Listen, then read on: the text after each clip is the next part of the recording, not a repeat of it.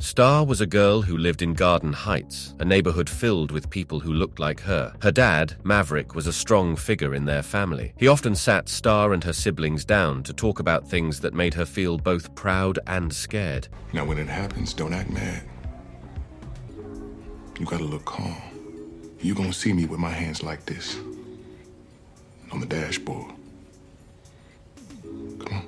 See, Maverick told them about what it meant to be black in America. He didn't just talk about the good stuff, like their rich culture and history. He also talked about the tough stuff, the scary stuff, especially when it came to the police. He'd say things like, "You're black, and that's something to be proud of, but it also means you've got to be careful out there. The world might not always treat you right." Star would listen, her heart feeling heavy. Maverick made sure they knew their rights. He told them how to act if they ever got stopped by the police for no reason. He wanted them to be safe, but it was hard for Star to understand why they had to learn this at all. Shouldn't everyone be treated the same? But she knew in her heart that things weren't that simple. In the world of Star, there were two very different places: Garden Heights, her home, and Williamson, her school. In Garden Heights, the air was filled with familiar scents and sounds, where everyone knew each other's stories. Here, Star could be her true self, laughing, talking, and feeling the warmth of her community. But at Williamson, the fancy school miles away, Star felt like she had to wear a mask. She had to hide the Garden Heights Star, the one who loved her heritage and spoke differently, to fit in with the Williamson crowd. It was like living two different lives, and it wasn't easy. They stay proving her and everybody else wrong. And in large part, that means making sure that we don't make the same mistakes. Williamson is another.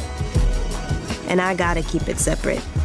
So when I'm here, At Williamson, Star had a boyfriend and friends who didn't know about her life back in Garden Heights. She felt torn between these two worlds, never feeling like she belonged entirely in either. The weight of that divide settled on her shoulders every day. Then, one fateful night, at a party where the music was loud and the air was charged, Star saw Khalil, a friend from her past in Garden Heights. Their reunion turned into a nightmare when the police arrived. Despite Khalil being harmless, unarmed, and posing no threat, things spiraled out of control. Star's world shattered as she watched Khalil, her childhood friend, being subjected to a violent act of police brutality. The shock, the helplessness she felt as she witnessed his life taken away in front of her eyes, it was a moment that changed everything for Star. The pain and trauma of that night made her question everything she knew about the world and herself. Khalil's death was like a storm that rattled Star's world. The weight of what she saw hung heavy on her heart, making every step feel heavier. But it wasn't just the pain of losing a friend. It was the fear and pressure that came after. Turn the music off. Why? I can hear you. Please, Khalil. Turn it off. This is my car, so how can you tell me Step that? out of the car. Officer needs help. Shots fired. One suspect down.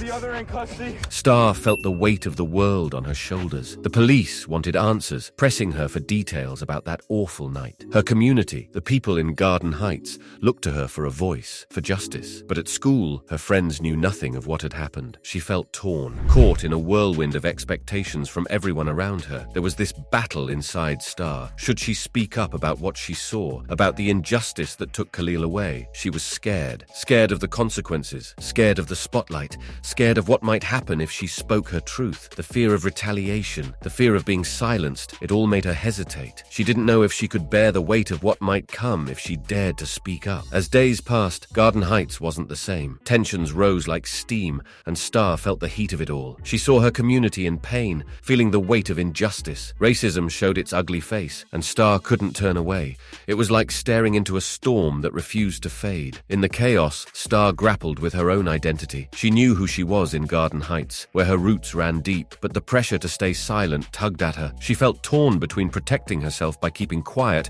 or standing up for justice. The struggle was real. Should she hide in the shadows, shielded from the storm, or step into the spotlight to fight against the wrongs she witnessed? It was a battle within herself, a tug of war between fear and bravery. Speaking out meant facing risks, unknown consequences that scared her to her core. But the injustice around her, the pain in her community, pushed her to consider being a voice, even if it meant facing the storm head-on. Star made a choice, a brave one. She chose to step into the courtroom and tell the truth about what happened to Khalil. It wasn't an easy decision. Fear knotted her stomach, and doubts clouded her mind, but she knew it was what she had to do. The trial was like a roller coaster, a scary ride that didn't go the way she hoped. Things seemed stacked against her, and it felt like the truth was drowning in a sea of prejudice. Even some of her school friends, people she thought she knew, showed their ugly side, spouting hurtful words and judgments fueled by racism. But through it all, Star found something. She found strength in the midst of adversity. She realized that standing up for what's right, even when it's hard,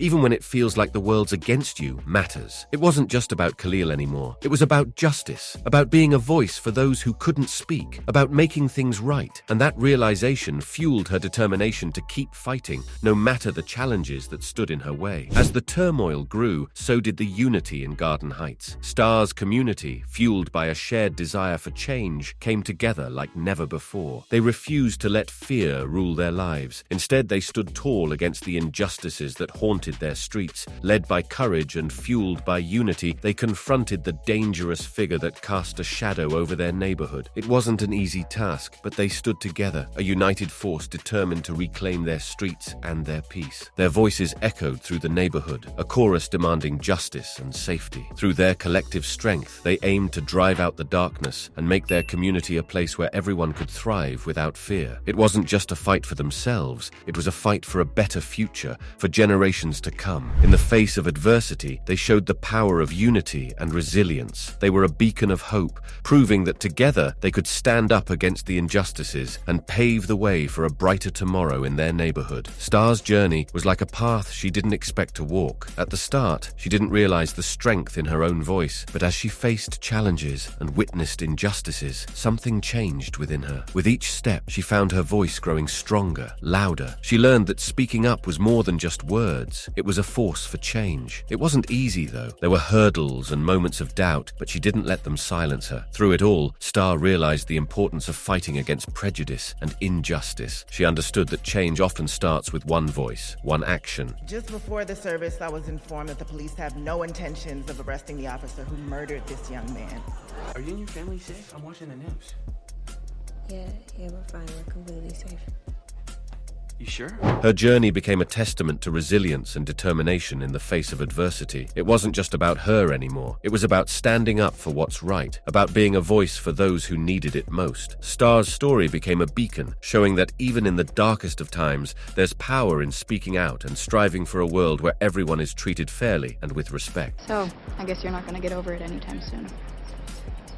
Get over it? Yes, get over it. What's this in my hand right now? You gonna tell me that this looks like a weapon? In his hand, yes. What about in my hand? If you enjoyed this story breakdown and want more insights, stories, and knowledge, consider subscribing for more content. Together, let's keep the conversation going and work towards a brighter, more inclusive future.